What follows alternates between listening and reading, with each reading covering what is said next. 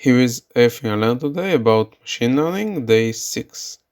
While using gradient descent for minimizing our cost function can be really nice, it takes many iterations and it also requires us to select a good learning rate, which can be quite tricky at the times. That is when normal equation comes in.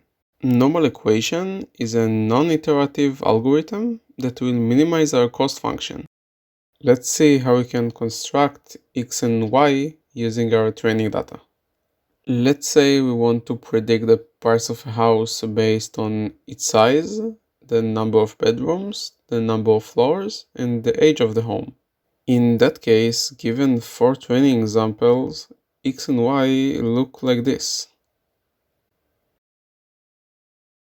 But what happens when x transpose multiplied by x is non-invertible? Well, there can be many causes for this problem, but the common causes are redundant features and too many features. Redundant features means that there are two features that are very closely related, which means that they are probably linearly dependent.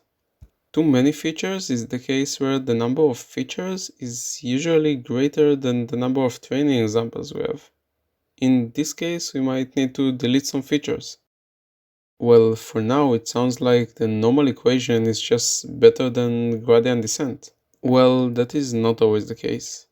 Since computing the inversion of a matrix has a time complexity of big O n to the power of 3, if we have a large number of features, the normal equation will be slow. And in practice, when n exceeds 10,000, it might be a good time to use gradient descent. This is it for day 6. I hope you liked it and make sure to subscribe to the channel to follow my journey.